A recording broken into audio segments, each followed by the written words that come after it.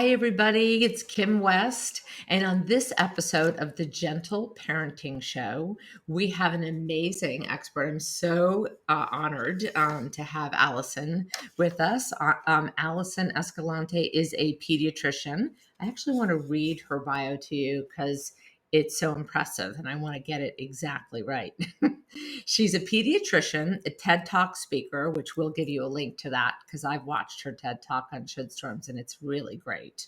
She's a writer and a woman on a mission to ease the epidemic of anxiety that has convinced us we are always failing and is stealing our joy.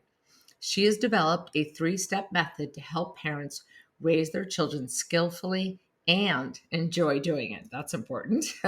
She writes for Forbes on the science of human performance and Psychology Today on life in the culture of anxiety.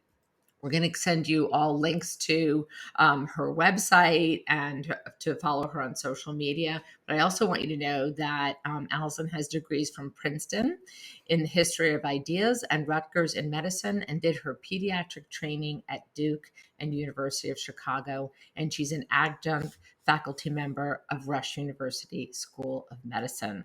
So honored to have you here with us, Alison. Really excited. Thank you again. Well, thank you, Kim. I'm delighted to be here. The first time I was fortunate enough to be introduced to you by a colleague of ours, and I immediately went and watched your Should Storm TED Talk, which was amazing, and I could relate to it as a parent myself, and of course, all the parents that I help like you. So I thought maybe we could talk a little bit about that, and of course, how that connects to your 3-step method to skillfully parenting while enjoying it. Well, and the should storm is how I refer to our culture of parenting criticism and anxiety, where we're constantly being told what we should do, what we Yeah. shouldn't do, Mhm. and that if we mess up just a little bit, we're going to make a mistake that will screw up our child for life. And Yes. honestly, you know what I'm talking about Yeah. because you're the sleep lady, and sleep training is one of the places the should storm just roars the loudest. Yes. Oh my God. So true. I have parents in my office every day, just about, or at least once a week. And when their kids have sleep problems, it's not just about the sleep, it's about that burden of criticism and Yeah. well-meaning advice that's really very critical that they Yeah. receive, that makes them Yeah. feel like they're failing somehow as a parent. Yeah. And that if they don't, they should do sleep in just this way.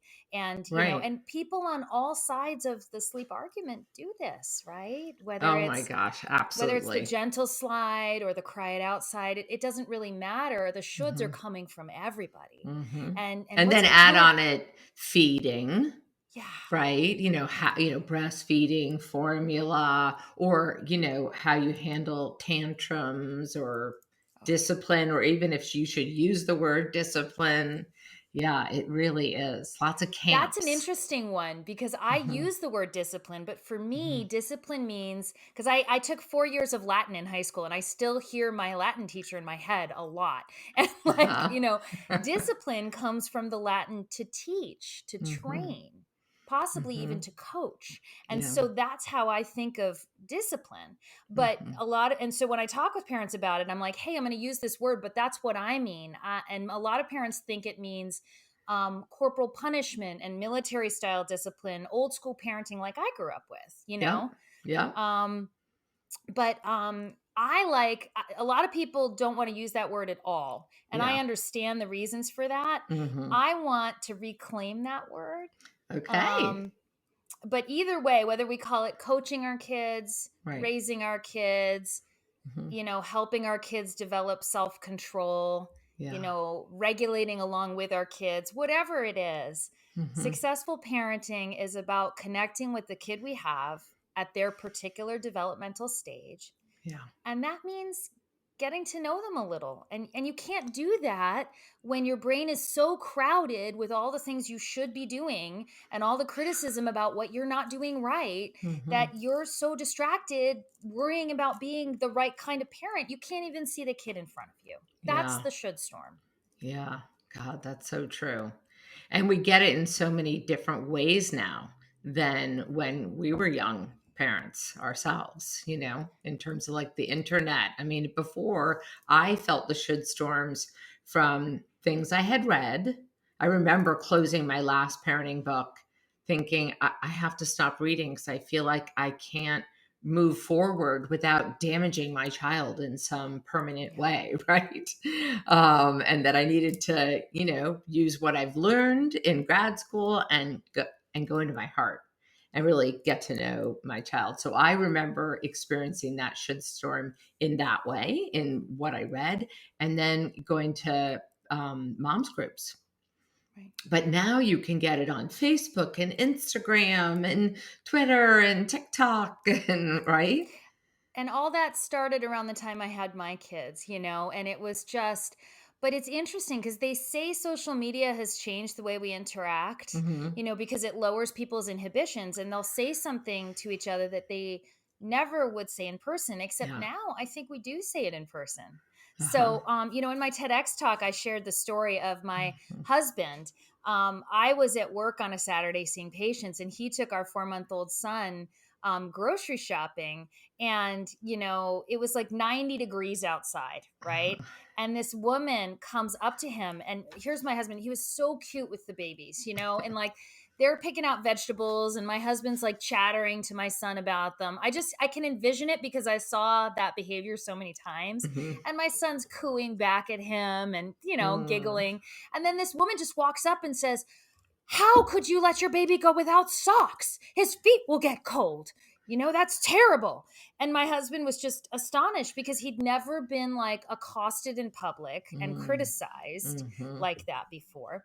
But what was so interesting about it, besides the fact that he was a little nervous coming home that I might be mad at him too, and I was like, dude, it was 90 degrees. He's not going to get frostbite from the vegetable section. Like, Right. it's okay. Right. But what was interesting was after I shared that publicly, Mm-hmm. people came out of the woodwork. I mean, I got so many messages on social media and in emails, and verbally, people telling me it's a thing about like them getting yelled at in Walmart about their baby not having socks on.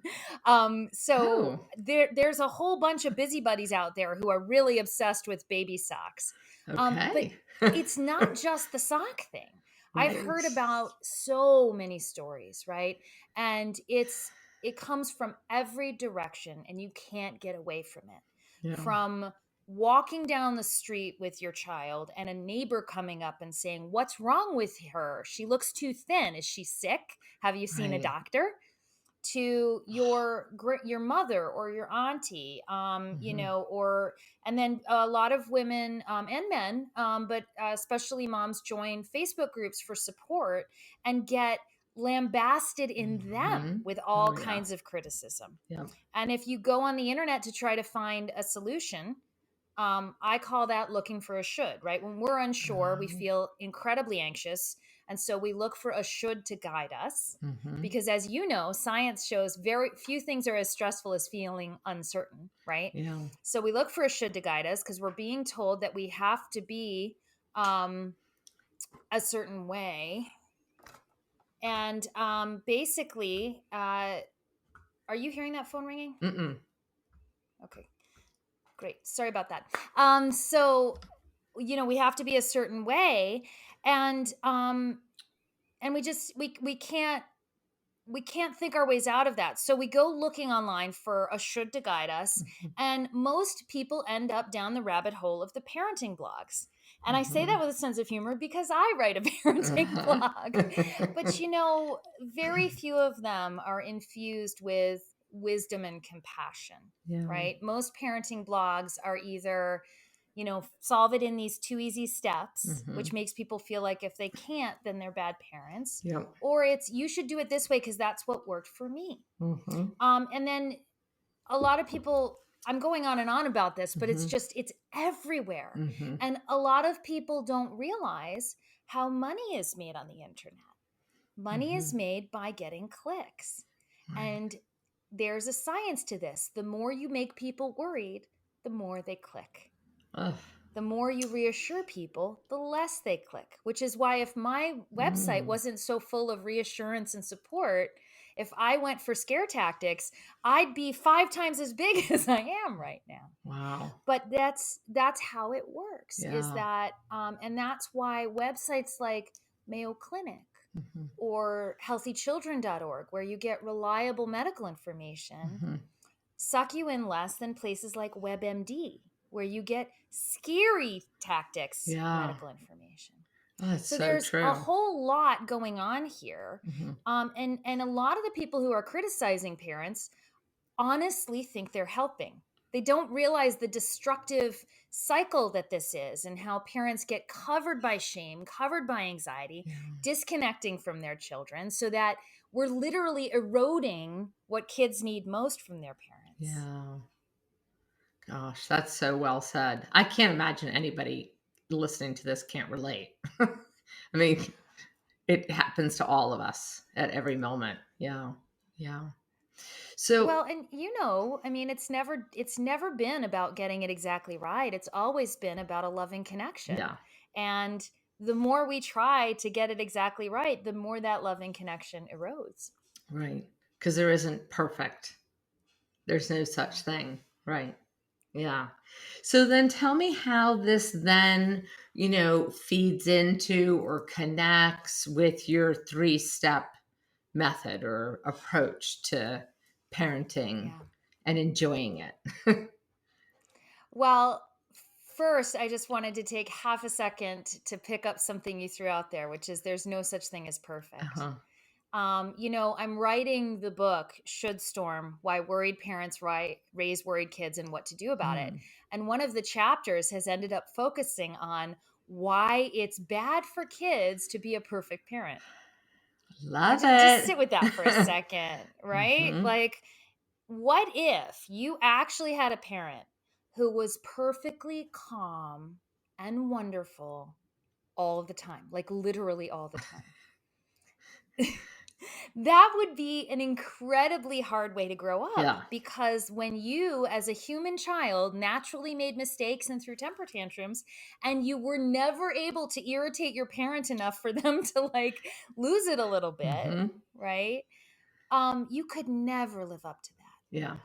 It turns out, and this was done from the original research on attachment, the research that was hijacked Hmm. to create crazy helicopter parenting. Hmm. But what that research originally said is that good parents only get it right with their kids about 1/3 of the time. Wow. What a relief. 1/3. And the other 2/3. Now, we're not talking about Right. abuse, right? But we're talking about not quite getting it quite right, not quite noticing your kids' cues or exactly meeting their needs, or sometimes losing your temper a little bit, Hmm. right? And that other 2/3 of the time, the scientists found, was critical for child development, Hmm. because that's when the child was developing and practicing their own resilience skills Hmm. and social skills and stuff like that. So kids need us as we are. They need us Yeah. as regular human beings who are not perfect but love them like crazy. Yeah. And that is the alternative to the should storm. And then you asked about the Love SIC and START method. That's how you actually get there. that. Okay. Love this. What a relief, by the way. Can we just like soak that in like 1/3 of the time? We get it right on the parents who supposedly are doing good parenting Right. wow. I Because feel most parents relieved. tell me, like, I ask parents, like, how often do you think good parents are supposed to get it right? And they'll say 90%, Right. 95%, mm-mm, Right. 30%. Right. I Hmm. honestly, as a mother, I found myself moved to tears more than once Mm-hmm. as I really grappled with that science. Um, just the way that it allowed me, because I'm a doctor, I am a type A, want to perform, want to get the straight A's, I Right. want to be a straight A mom, but that's not who my kids need. Right. And it wouldn't be good for my kids if they had a straight A plus mom, right? Yeah. This isn't about a GPA. Right. This is about the kids we have. Yeah. And for me, it was like receiving mercy as Yes. I really grappled with this. And as I wrote it and tried to work with how I would communicate this to other parents, Mm-hmm. it dug deep. Mm-hmm. And I realized, like, holy moly, I really can have a little compassion on myself. Yeah. And it's funny how taking that deeper changed my tone with my kids too, Well, I'm even right? In a thinking good way. that I mean, so many things about what you're saying I love, of course, because of that grace that we all need to give to ourselves, Yeah. and to others. Yeah. Um, but it's one thing to say and think you believe, oh, I'm not perfect. But inside, we still hold on to that. Yeah, but I should be, or I need to get better at But I it, or should be. whatever, right? The should again. But you're Yeah. actually saying that science even says it's good if you don't. So that's another way to shut that negative should thinker in our brain off, I guess, or get them quieter. Because what science is Right. testing. It's testing things and seeing what works and what doesn't Mm-hmm. work, right?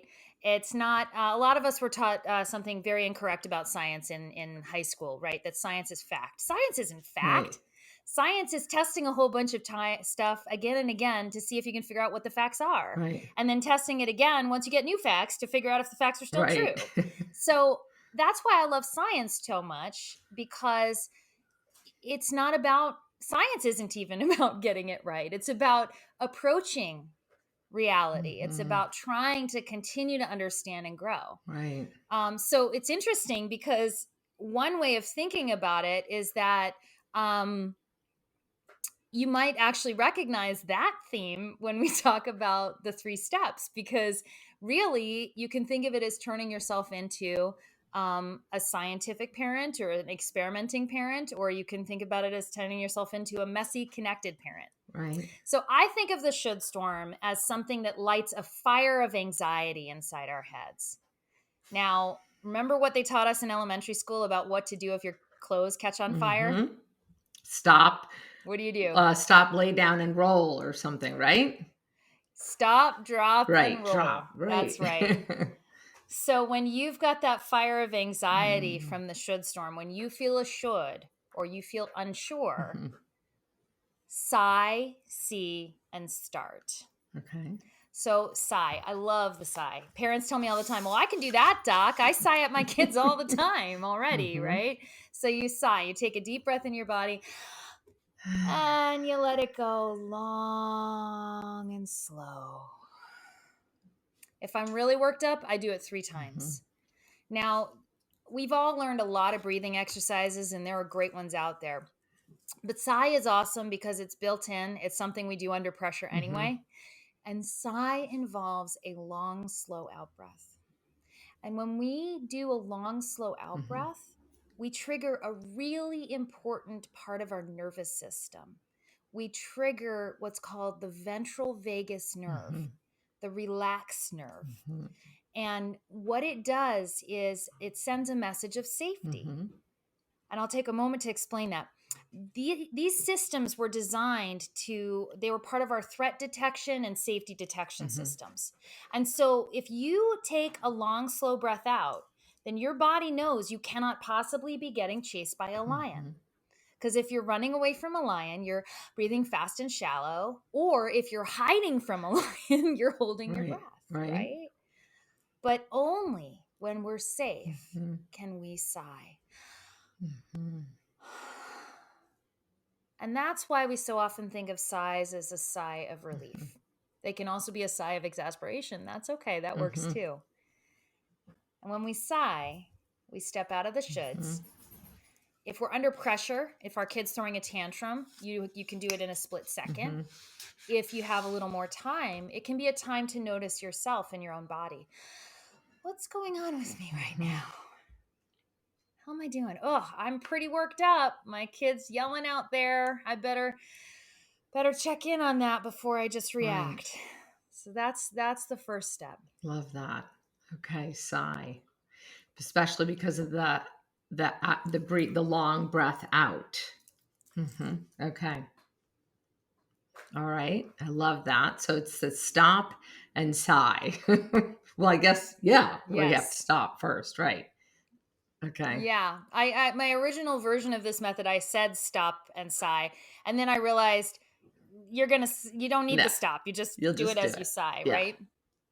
So, but Great. then the next step is to see. Mhm. And what we usually do as parents is we feel a should, we feel that pressure, we immediately react to that should and do Mhm. something, right? And when we're doing that, we are not at all connecting to the child in front of us. We're connected to the should in our head. So the next step is to see. Okay. See your Mhm. child. See the situation. Mhm. See what's actually going on. See their body Mm. language.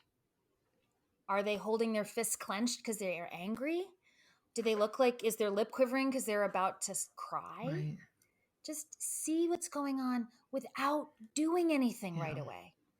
And you'll instantly recognize that as Mhm. mindfulness, right? Mindfulness is recognizing what's going on around us without judgment. Mm. And what judgment means is not immediately changing it, right? Accepting that it is going on. It doesn't mean you say it's right or wrong. It doesn't mean you ignore what's wrong. It just means you look at a situation and you see what's going Mhm. on and accept that it's going Right. on. Right. And this is very valuable because this now gets your brain online Mhm. and starts to get you working with the kid in front of Yeah. you. And I would imagine it also uh, is not even just seeing your child, but also seeing the environment.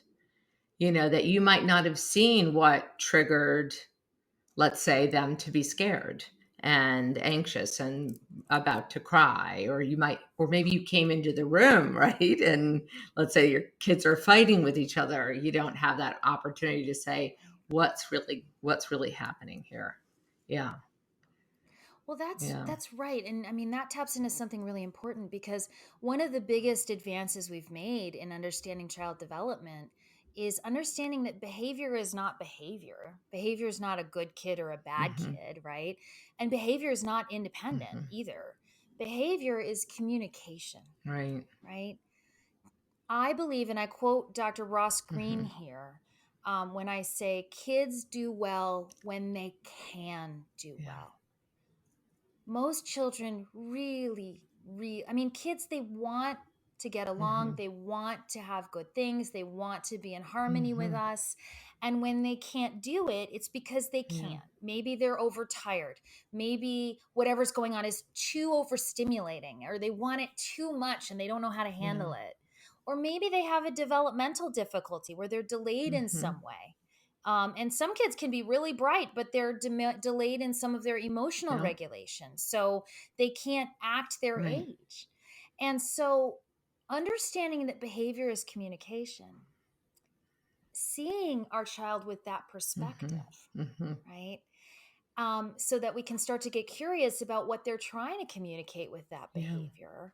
So rather than saying that was wrong or that was right, which can be a very appropriate thing to Right. say, understanding, well, why did he do the wrong thing that he knows he's not Hmm. supposed to do? What's going Hmm. on there, you know?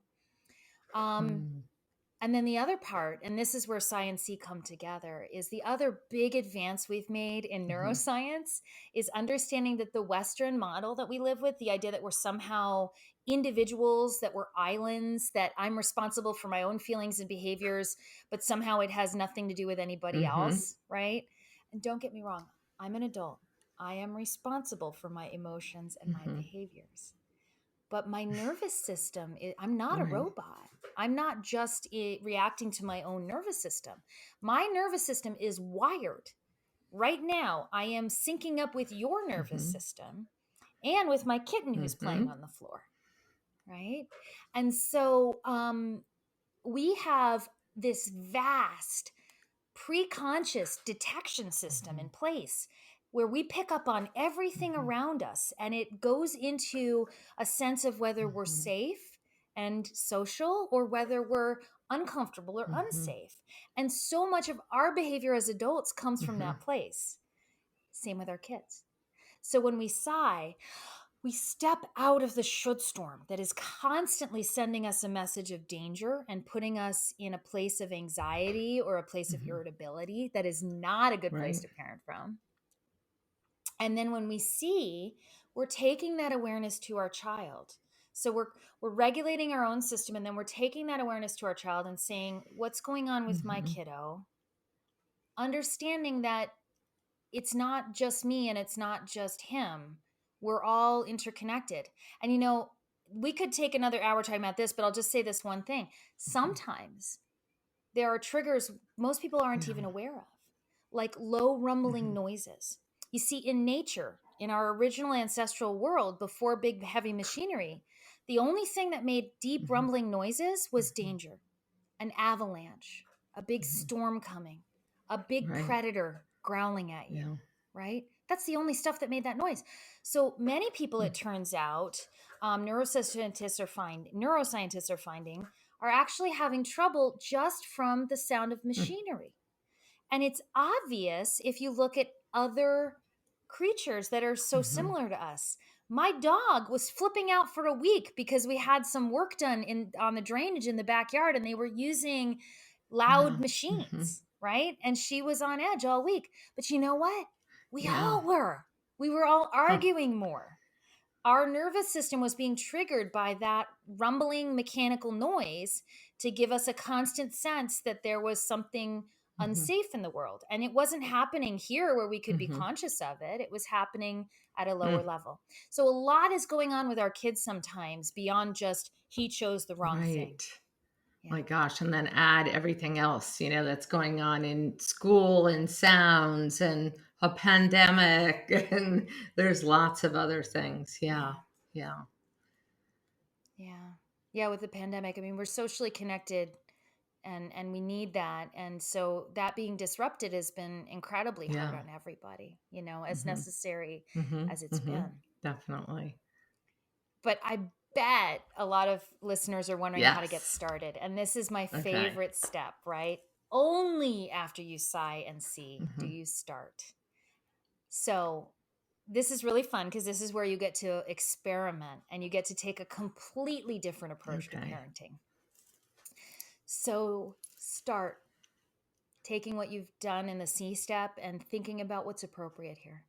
Start trying something different. Start listening instead of immediately correcting. Mm.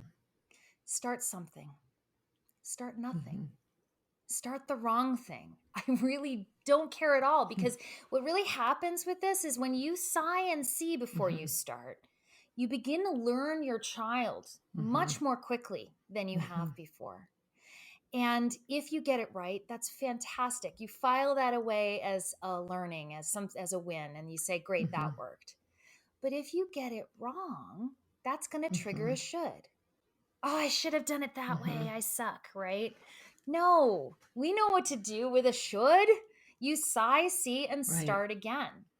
So it suddenly becomes a totally different approach because instead of applying what you should Mhm. do to your kid to make sure you raise Mhm. a good kid, now you're getting in there with yourself and your presence to try to learn your child and learn what works and grow yourself.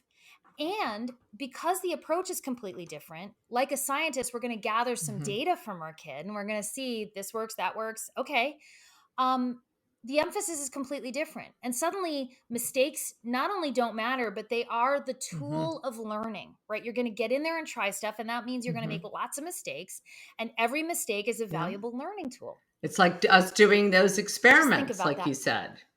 Mhm. Yes. So just think about that for a second. Now we've got two things happening. We've got a much more Mhm. relaxed parent. You know what that means? That means a much more Mhm. relaxed kid, right? You've got a parent who's not always asserting shoulds on the kid. So the kid suddenly starts to have a sense of safety Mhm. emotionally with this parent. Like maybe the kid themselves is welcome, not just the Right. perfect behavior. But also, you have a parent modeling behavior that's free of perfectionism, that's free of worrying about Right. mistakes.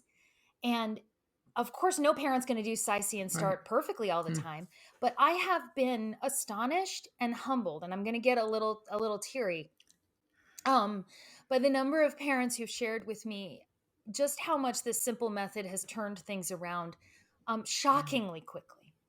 I'm not pretending that this is some band-aid that you can throw on, trauma or Yeah. serious difficulties, but even if you're in Hmm. that stuff, this method Right. helps. It works with all the other things you're Yeah. doing, you know? Hmm. And it is remarkable how, as you start to show kids with your own behavior that what matters is learning and growing, and mistakes are how we Right. get there, how the kids start to take that on.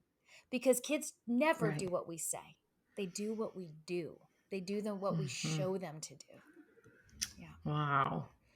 You know, this I'm gonna have to let this soak in too, and I'll probably have to have you back on again so we can go deeper into some of these. But I just feel a weight off my shoulders as a parent, and I would imagine, I'm hoping all the other listeners and all the people you've shared this with must have felt that way too. That it's okay. And it's actually good that we're Yeah. making mistakes and flubbing up and having to go back and see if there's another way that works. Yeah. Hmm. And the first thing parents ask Mhm. me after they hear this is, great. So, and then exactly how do I do that? Right. And you can giggle a little bit because, like that. But the reality is that um, we still need a toolkit. We still need some advice about Yeah. certain situations, right? Like handling a Right. difficult sleeper, right? It's really good to read Mhm. a good sleep book. The difference is how we approach it, because the most important piece of information we have when we're working with our kids is never the Mhm. expert advice, including my advice. It's never the expert advice. It's what we Mm. know, what we can learn Mhm. about our child, what we can learn by letting down our defenses and our worry and really Yeah. seeing our child. And that's the information that then you use when you take that advice. Because there is great advice out there for Right. all sorts of problems, from handwriting to math Right. struggles, to potty training to temper tantrums. But we Mm. always have to bring that to our child Yeah. from ourselves. Remembering too that if you're having a bad day and you lose it a little bit, that's okay, because kids don't Right. need perfect parents. Kids need messy human beings who love them like Yeah. crazy. Oh, Yeah. that is so beautiful. So even and beautiful is not even fair. This is so rich. Your message is so rich with, I mean, even though as you said, oh, but I want a tool. I want to know exactly what to do. And I'm sure that in very complex situations, it would be helpful. But even if I just took it as, um, how do like, I'm thinking about an instance when my younger daughter was little, maybe like 2 or 3 or something like this. And and and and of course, by the way, too, let's not forget, our kids are so different.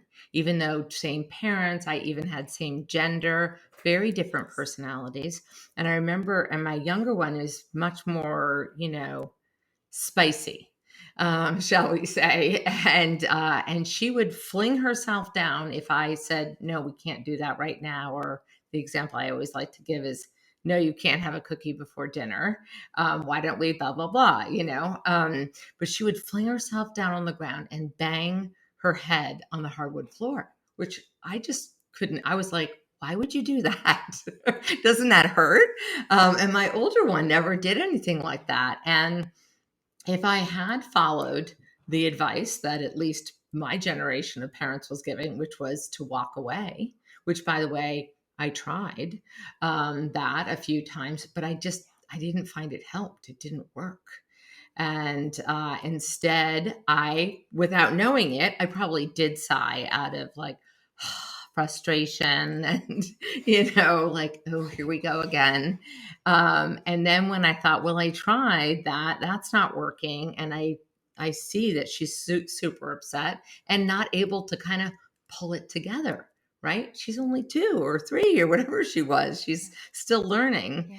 And so I experimented. It's funny, I never thought about this. And I ended up doing, this other little thing like hug hold and bring her into a quiet room and do deep breathing with her. And it really freed me up to, I did have to close off all the other advice that tells you not to do it that way. That's sort of a piece in this too, or maybe that's when the should comes up when you try. Yeah. Hmm. Yes. Yeah. Yeah, exactly. There's Yeah. so much you said right there, right? Um, when people connect with this idea, that's exactly what people say. Like, wait a minute, yeah, when I'm at my best, Hmm. when it's working, yeah, I am basically sighing and Hmm. seeing and starting, right? And that's all the best Hmm. insights are like that. Like as a pediatrician, I have no interest in things that are too out of like like when you try to add something to a workflow and it's Hmm. like all the way over here, it's never going to work. It has to like work in Yeah. how we live. And so yeah, exactly, sigh is a natural Right. mechanism we already do, right? At our best as parents, we're always Hmm. sighing and seeing and starting. I'm really recognizing it Hmm. and bringing that to the fore. um, but the other thing is Yeah. just that difference in kids, right? And that's Yep. really important because many of my pediatrician visits, and I think over time my patients get to know me and they know that when we do consult about something, it's going to be very individualized and there's going to be a lot Hmm. of listening on my part. But it starts out with this: what do Hmm. I do about this, right? But I'm not going to give those Hmm. 3 easy steps. I am going to try to understand the Hmm. child we have in front of us. The thing is, walking away from temper tantrums Hmm. actually works for most kids. And in fact, hug hold Hmm. backfires with a Hmm. lot of kids, right? But this is what I tell parents: I say, hey, this is our first Right. advice.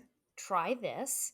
If Right. this doesn't work, please reach out to me and we'll Right. try the other options. And I Right. talk about my own kids. My first son, that was what worked for him. Any Hmm. engagement in the temper tantrum, whether to comfort or whatever, just Hmm. made it worse. It just revved up, right? But my second one, walking away, absolutely. He was that kid who reacted Hmm. like it was abandonment. It Hmm. was bad for him. I had to Hmm. take a Hmm. totally different approach, you know? And Yeah. that's the point, is that there are so many methods out there, and with the exception of a few, they all work in the right Hmm. circumstance. I do have to point out, if any of our listeners were brought up Hmm. old school the way I was, everybody in my town was Hmm. spanked. It was normal. And I do have to just throw it out there that the research is entirely clear now that Hmm. spanking is bad for kids. Corporal Mm. punishment is bad for kids. It doesn't get us Right. what we're after, which is that they genuinely develop self control and Yeah. good decision making. Some kids are Hmm. more harmed than others, but I think if we reflect on ourselves, everyone I know who was raised that way looks back and said, yeah, it didn't really teach me self control. It just taught me how not to get in trouble. And I had to later learn self Yeah. control as an adult, right? Mm. So, parenting today, gentle parenting, is a mess. It's messier. The kids misbehave more. Yeah. It takes a lot longer to get a kid who Hmm. behaves the way they're supposed to. Hmm. But that's the point. Behavior is no longer Right. the goal. And a lot of parents are trying to do this Hmm. without understanding that behavior is not the goal anymore. So if your kid embarrasses you in front of people, Right. it is what it is. The goal is that our kids get to Hmm. grow into who they are with the skills they need to manage in the world. And that takes longer Yeah. and it's messier, but it's Yeah. so worth it. And then I have Mm-hmm. to say one other thing.